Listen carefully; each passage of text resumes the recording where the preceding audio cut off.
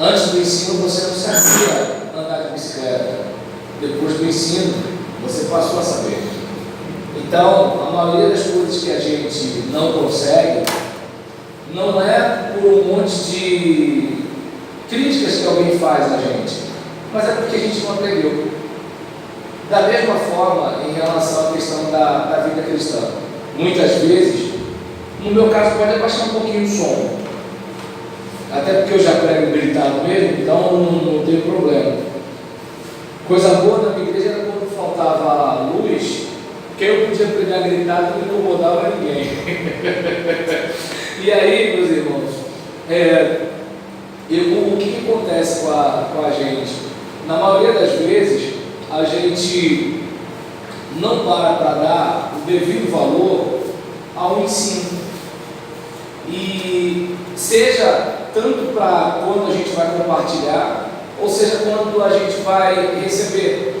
Porque o que acontece? Às vezes a gente corre o risco de estar dizendo, achando que aprendeu algo, mas enquanto você não faz aquilo que você diz que aprendeu, você não aprendeu. Então, aprender não tem a ver necessariamente, peço desculpa de entrar na sua seara, tá, professor? Mas aprender não tem a ver necessariamente só com você ter informação, porque você pode, é muito interessante, digamos, o pastor Eduardo, ele além de pastor, ele é pastor aqui. Então, uma pessoa que não sabe o que é o fardo do ministério pastoral, tem um monte de ideia. Mas o pastor podia fazer isso, era só fazer aquilo, era só fazer aquilo outro. Só que o que acontece? De onde você está, o seu ponto de vista é esse. Você não está carregando o fardo dele. Um pastor de uma outra igreja poderia olhar e dizer assim, é só o pastor fazer isso, só fazer aquilo, só fazer aquilo outro. Mas ele também é pastor, sim, mas ele não é pastor aqui. Ele não lida com as pessoas daqui. Ele não lida com esse bairro. Entende? E aí, uma outra coisa. Digamos que de repente eu seja pastor e também seja membro daqui. Mas eu não tenho a vida que ele tem, logo eu não tenho a percepção da realidade que ele tem. Então você percebe a importância do aprendizado? Porque às vezes na mesma casa, dois irmãos, um vai ser bem sucedido e o outro não, os mesmos pais, estudaram nas mesmas escolas. Eu não estou dizendo que os pais tratam os filhos tudo igual, é isso que eu estou dizendo. Minha mãe disse que tratava. Agora, o que eu estou dizendo aqui, ela disse. Para mim, meus filhos todos são iguais. Com todo respeito aos pais, mas na minha mãe eu não acreditava não. Vocês são diferentes da minha mãe. E aí, nesse caso, o que acontece? Mesmo que os pais possam ter algum tipo de diferença, mas é a mesma casa, a mesma escola, a mesma família, os mesmos avós, gente, tudo a mesma coisa. Mas o que acontece? Alguns apreendem, outros ignoram. Tem na cabeça, mas não releva, não leva a sério. E aí o que acontece? A gente só aprende algo de que a gente respeita e a gente só faz o que a gente sabe, e a gente só sabe o que a gente aprendeu. Vindo para cá, para Deuteronômio, capítulo 31, versículos 12 e 13. Versículos 12 e 13.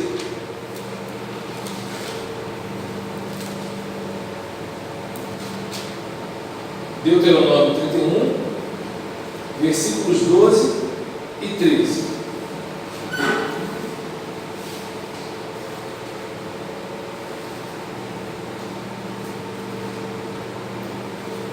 Mania de Bíblia online, eu sei internet aqui, vou ficar só nesse texto aqui. Então, diz o texto: reúnam o povo, homens, mulheres e crianças, e os estrangeiros que morarem nas suas cidades, para que ouçam e aprendam a temer o Senhor, o seu Deus, e sigam fielmente todas as palavras desta lei. Os seus filhos que não conhecem esta lei terão que ouvi-la e aprender a temer o Senhor, o seu Deus, enquanto vocês viverem na terra da qual tomarão posse quando atravessarem o Jordão. Então, o que a gente precisa fazer, pelo menos à luz desse texto, de tantos milênios atrás? Reunir o povo. Por quê? Porque é preciso que haja o mesmo propósito. Espera-se que na escola bíblica todo mundo tenha vindo com a mesma intenção.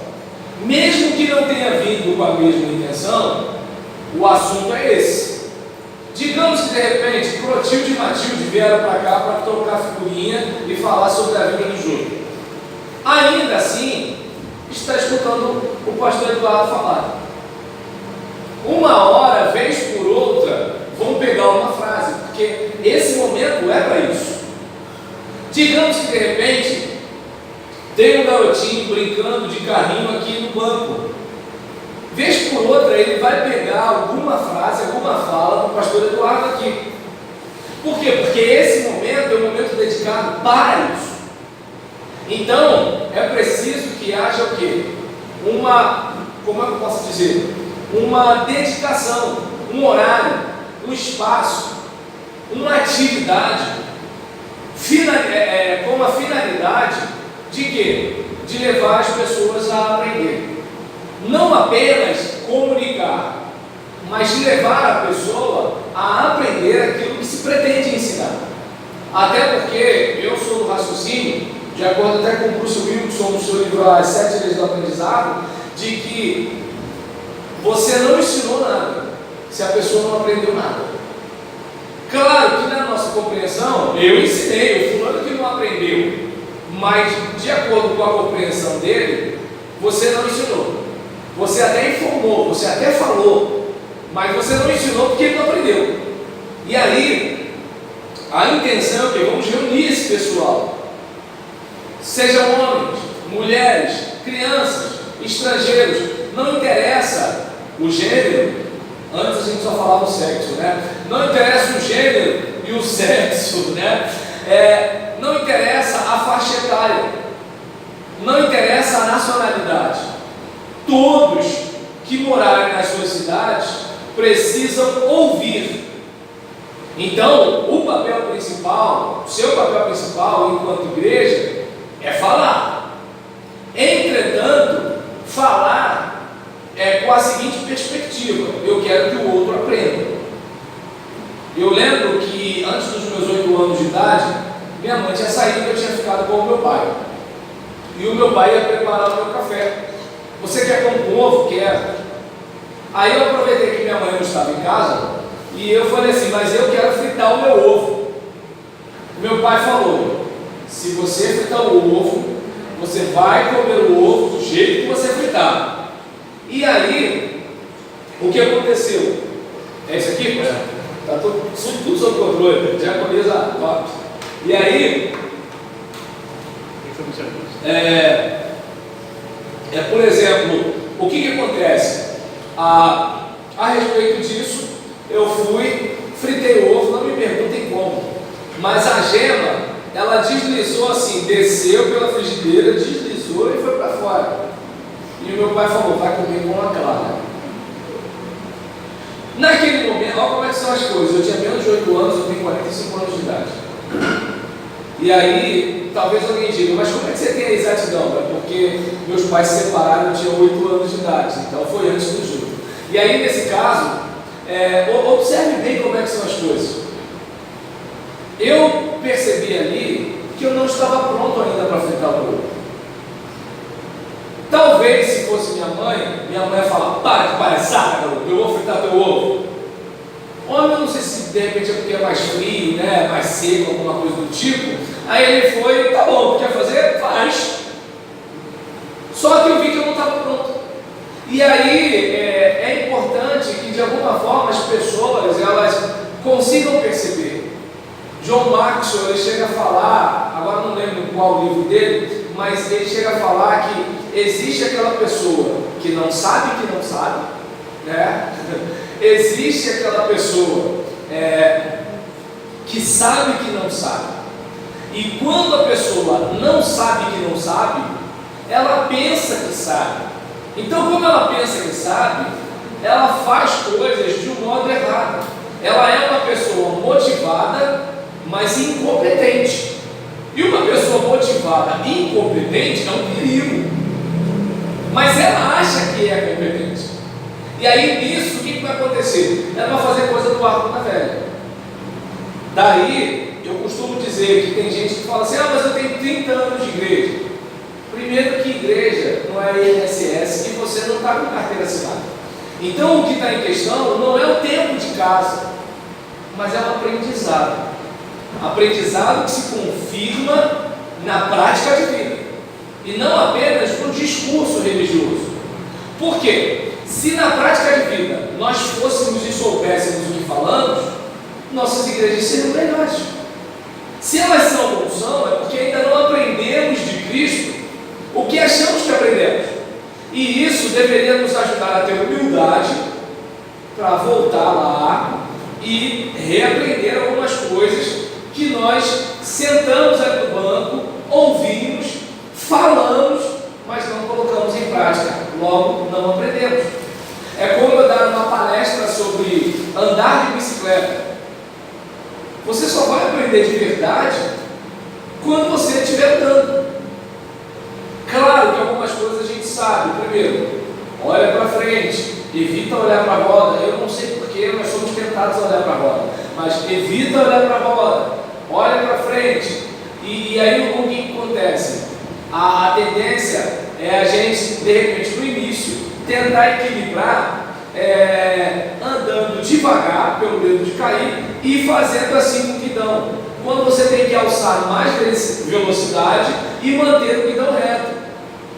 Mas não adianta eu falar isso para quem não pedala. Pelo menos tem que ser alguém que tentou e caiu, mas tem que ser alguém assim. Alguém que só está me ouvindo falar e nunca colocou a mão na massa, vai ter dificuldade de entender isso que eu estou falando. Como dar uma gravata. Não adianta só eu falar. É preciso falar, fazer, a pessoa ouvir, tentar fazer, até que cheguemos ao ponto do verdadeiro discipulado, que é o quê? A reprodução daquilo que foi transmitido. E aí a gente observa aqui a questão de que a proposta é que as pessoas ouçam, não apenas ouçam, mas também aprendam. E aí, se elas ouvirem, mas não aprenderem a temer o Senhor, elas vão continuar vivendo do jeito que vivem e as consequências dos seus atos lhes seguirão, porque uma hora a fatura da nossa vida chega. Entende como é que são as coisas? É como, por exemplo, hoje, essa semana, eu comecei a escrever a primeira das 3 lições que eu vou entregar em junho para a revista Diálogo e Ação da nossa denominação. Como eu cheguei lá? Eu cheguei lá depois de uma recomendação a partir de um texto da Palavra e Vida que eu elaborei. Mas como eu cheguei lá? Eu cheguei lá aceitando o convite do redator da Palavra e Vida. Se eu tivesse rejeitado esse convite, seria um degrau que eu não tinha andado, subido. E aí eu me recordo, lembrando da sua área de matemática, eu lembro que eu aprendi a fazer conta de dividir na 3ª série.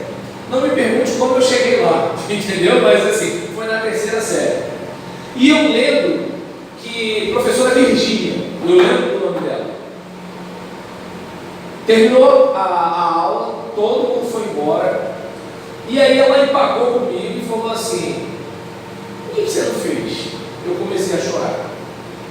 E travei, como se assim, eu não nasci para fazer conta de dividir. Geralmente é assim que a gente faz.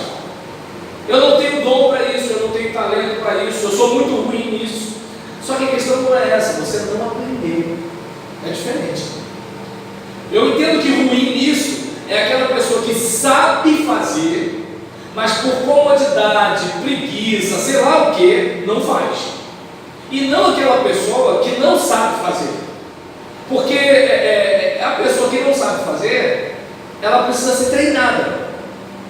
A preguiçosa é diferente. Ela sabe, mas ela sabe que vai dar trabalho. Então ela deixa para lá. É aquela coisa, amanhã eu faço. É o tipo, tô indo, mãe. Né? Lembra do tô indo, mãe? Não sei se você falou isso, né? Mas assim, fulano, tô indo, mas estou indo demora 1 hora. Às vezes mais. E aí, o que acontece? Eu recebi o convite, aceitei o desafio e comecei a batalhar. A partir de quê? De textos que eu já tinha escrito, de estudos que eu já tinha preparado e que tinham ficado naquela determinada congregação. Mas aquele estudo que talvez alguns irmãos desvalorizaram, alguns não foram para ouvir o estudo, alguns de repente ouviram, mas entenderam que não valia de nada. Eu guardei aquele estudo, ficou no meu computador.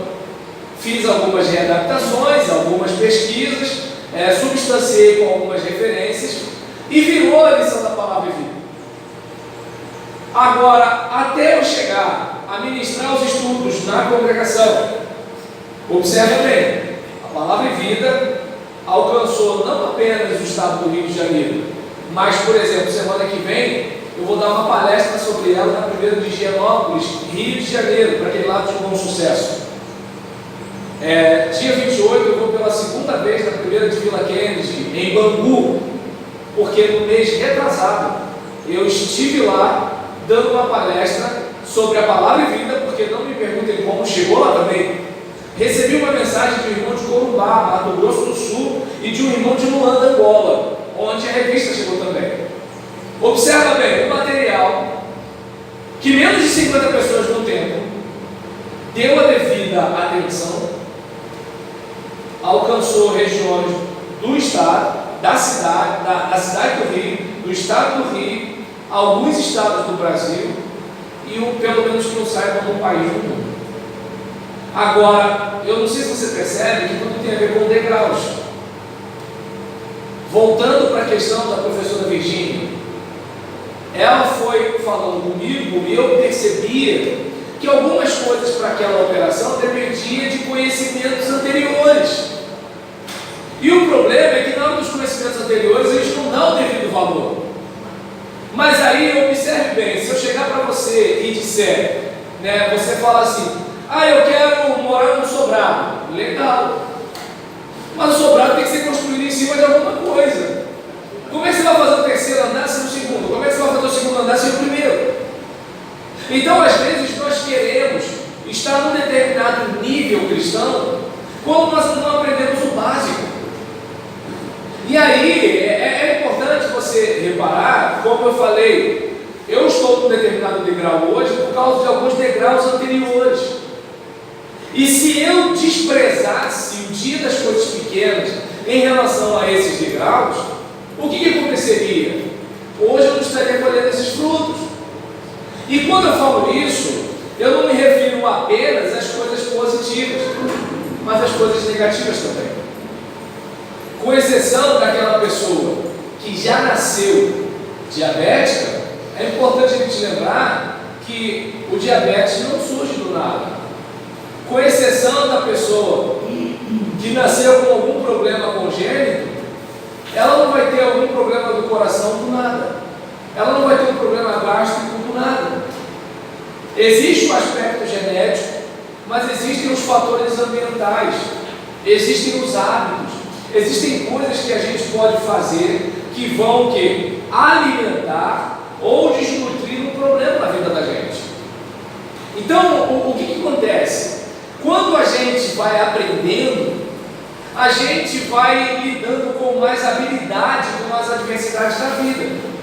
Porque se você observar bem, o que é o automóvel, o avião, o ventilador, se não o fato de alguém que aprendeu alguma coisa antes para passar conteúdo para alguém que pegou essa informação e pegou outras informações e juntando essas informações deu para criar algo. exemplo, a seta do carro para a direita, a seta do carro para a esquerda, senão o resultado de alguém que trabalhou a partir de trabalhos anteriores de alguém. Então você vai reparar que as soluções que nós temos para o dia a dia são resultados de quê? Alguém que viu algo, entendeu que algo poderia melhorar e fez alguma coisa para melhorar. Mas se você pensar também em algumas doenças relacionadas à dieta que nós temos hoje, alguém que de repente até para ganhar dinheiro, fez algumas coisas que trouxeram prejuízos a alguém. E se você pensar na questão da nossa estrutura familiar, dos nossos hábitos de vida, eu estava observando algumas situações relacionadas à minha juventude e olho hoje, eu verifico o quanto a sociedade mudou. E por que a sociedade mudou? Por causa de elementos culturais que foram sendo inseridos pouco a pouco. E por duas vias que geralmente nós confiamos: a academia e o meio de comunicação. A academia que eu falo é a escola. Eu, por exemplo, estou decidido. Meu filho estudando, vou estudar com ele. Mas na minha infância, não havia essa preocupação. Havia uma confiança na escola. Hoje, não há mais. Meio de comunicação é a mesma coisa. Antes, as pessoas confiavam no que dava no jornal. Hoje, não confiam mais. Por quê? Porque a cultura mudou através de dois meios interessantes: o ensino e o meio de comunicação. Em lugares onde o ensino e o meio de comunicação não chegou com uma certa velocidade, não houve algumas mudanças tão graves para pior. E é interessante isso. Alguma estatística? Não. É o fato de você ir a lugares onde tem menos internet, onde tem menos televisão e onde tem menos escolas. E você ir para lugares onde tem mais internet, mais televisão e mais escolas. As pessoas aprenderam algumas coisas, sim, positivas, claro. Mas junto com elas, veio uma bagagem que não precisava fazer parte daquele currículo. Mas veio. E mudou a configuração familiar. E mudou a mentalidade da sociedade no direito, nas ciências, nas artes, na religião, na igreja evangélica. Igreja hoje, se você observar, é muito diferente de 30 anos atrás. Eu não estou falando de bater palma, não estou falando de usar gravata, estou falando de valores, estou falando de princípios. Tem gente hoje que consegue mentir com a maior tranquilidade, como se não estivesse cometendo um pecado nenhum. Ai, mas estava fora. Entendeu? Percebe como é que é o negócio? Mas assim, há um tempo atrás tinha mentira? Claro que tinha. Mas havia um constrangimento. Peguei. Hoje não. Eu lembro que no meu tempo de jovem, eu discutia numa assembleia com o pai de uma menina que engravidou antes do casamento, e o pai propondo o encerramento da discussão para excluir a filha. Não estou dizendo que eu sou favorável a desligar uma menina que engravida. Eu tenho mais preocupação com as que não engravidam. Mas aí é um outro sermão. E aí, nesse caso, até porque eu entendo que a que engravidou, ela estava menos preparada do que a que não engravidou, mas tudo bem. E aí, nesse caso, que é a que vai casar de branco, com honras. E em relação a isso, onde eu quero chegar? Por exemplo, há um tempo atrás, era desse jeito. Os pais da menina, às vezes, eram mais duros do que a própria igreja. Hoje,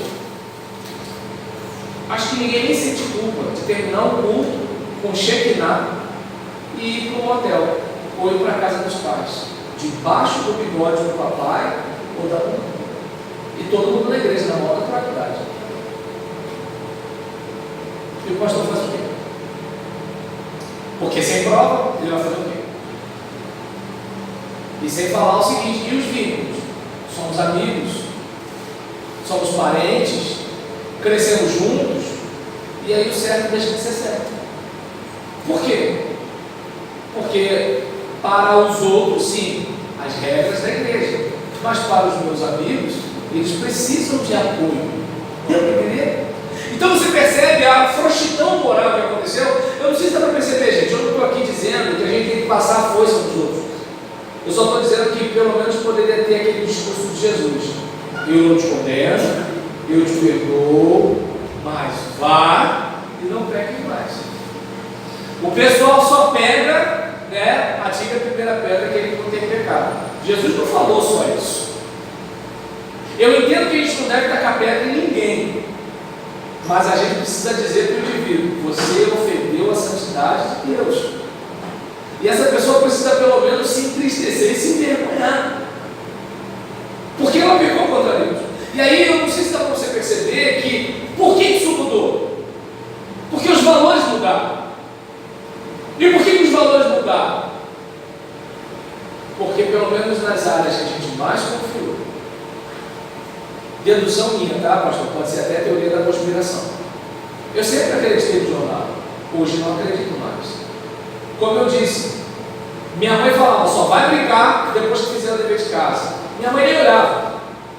Minha mãe só olhava se tivesse bilhete da professora, para ter a reunião com a professora e me dar a coça. Por quê? Porque havia uma confiança. E aí, qual é o papel da igreja nesse momento? Se nós somos coluna e firmeza da verdade, se nós somos a comunidade do reino, se nós somos a igreja do Messias, se nós somos o corpo de Cristo, se nós fomos capacitados para proclamar a boa notícia de Deus, nós somos aqueles que foram libertos para libertar, abençoados para abençoar, curados para curar, nós temos a responsabilidade de trazer uma vacina para esse mundo. E aí eu me reporto as palavras de Renato Russo, quando ele, na música Índios, quando ele fala: nos deram espelho, vivemos um mundo doente, vivemos num mundo em que as pessoas matam por causa de um par de tênis, vivemos num mundo em que um camarada, para ter o conforto, para ter os seus filhos em boas escolas, milhares de crianças morrem, seja na violência, ou você acha que o garoto de 13 anos ele foi lá e comprou uma pistola israelense importada, passou pela força aérea, passou pelo aeroporto, passou pela marinha, passou pelos portos e chegou aqui? Você acha que de repente um garoto que não sabe nem escrever, você imagina que ele tem todo um poder de negociação em relação às armas russas? Então não sei se dá para você perceber que assim, existem pessoas que ganham com a desgraça do povo. E cadê a igreja para pregar contra o pecado? A gente discute se bate palma ou se não bate. A gente discute se fala aleluia ou se fala amém bem baixinho. A gente discute se o pastor tem que usar terno ou não. A gente discute o preço do ventilador. Enquanto o mundo tem sede, nós temos água. Daí é onde eu percebo que o ensino precisa mudar, inclusive na igreja. Porque o que está acontecendo? Nossos garotos vão para a faculdade. Há alguns anos atrás, quando eu era seminarista, eu conheci uma menina dessa igreja aqui que trabalhava comigo, a Jamile. Jamile era uma menina crente, dedicada, foi para a faculdade. E eu lembro que ela conversava comigo de vez em quando sobre a idolatria que se fazia a Karl Marx, 20 anos atrás. 20 anos atrás. Anos depois, eu conheci o pastor João Vieira e perguntei pela Jamile. E a informação que eu tive é que a Jamile não era mais batista, estava numa outra religião. E aí eu pensei: o que acontece que as pessoas mudam de mentalidade? Ensino. Agora eu pergunto: enquanto ela estava passando por essa transformação, o que estava acontecendo no seio da igreja? Entende a seriedade do negócio? Enquanto a gente está fazendo culto, a gente está cantando que grande é o Senhor, enquanto a gente está levantando as mãos, fazendo oração, nossos filhos estão na faculdade, nossas crianças estão na escola. nossos pequeninos estão nas creches. E o que eles estão aprendendo? Chega domingo, os pais estão cansados. A gente sabe que a vida é puxada. Por exemplo, meu filho está resfriado há mais ou menos uma semana. Na nossa casa, se eu estiver resfriado, eu tomo uma coristina e resolvo. No caso dele, é toda uma luta. E ninguém está dormindo direito. Aí é natural que a gente pense o seguinte: ah não, mas deixa esse negócio de escola bíblica para outro dia, porque vamos para o domingo à noite. Aí se o pastor traz uma mensagem doutrinária no domingo à noite, mas isso não é mensagem para visitante. Mensagem para visitante é uma mensagem, né, que é a calma, a lenta e não sei o que. Só que é o seguinte: se o pastor só pregar isso domingo à noite, ele não alcança os crentes, porque os crentes vêm junto com o visitante. E como é que a gente sabe quem são os visitantes? Os visitantes são os que sentam na frente, porque os crentes já sentaram lá atrás e pegaram o lugar deles. E aí o que acontece? Dependendo do que o pastor pregar, o visitante fica até constrangido, coitado. E aí, observa bem como é o negócio. E a gente não está percebendo que enquanto a gente não faz a cabeça das nossas crianças, alguém está fazendo. Enquanto a gente não faz a cabeça dos nossos adolescentes, alguém está fazendo. Enquanto a gente não faz a cabeça dos nossos jovens, alguém está fazendo. Hoje eu consigo entender porque que tantos jovens são rebeldes. Hoje eu consigo entender porque tantos adolescentes não respeitam a autoridade do pastor. Hoje eu entendo. Não culpo mais os jovens nem os adolescentes da igreja. Eu não culpo nem a igreja, porque eu acho que a igreja não percebeu isso. A igreja ficou tão focada em moralismo que ela não percebeu na importância do ensino. Ela repetiu informações, mas as pessoas não chegaram a mudar. Era para nossas crianças, adolescentes e jovens, como sal e luz, marcarem no lugar onde elas fossem, mas elas, como Bob Esponja, sugaram o que estava lá e trouxeram para dentro do ambiente religioso. Esses são os futuros líderes, esses são os futuros pastores. Essa é a futura igreja. Igreja que daqui a 5, 6 anos já vai estar bem mais diferente do que hoje. George Barna, no seu livro Transformando a Visão em Ação, ele fala que uma mudança para acontecer demora mais ou menos 20 anos. Isso foi quando ele escreveu esse livro. Porque com o advento da internet e a velocidade da informação, não é mais assim. Há 10 anos atrás, quando eu cheguei na igreja de Bassantelli de Menezes, eu falava que dentro de 50 anos, as igrejas estariam discutindo não sobre palmas, não sobre aleluia,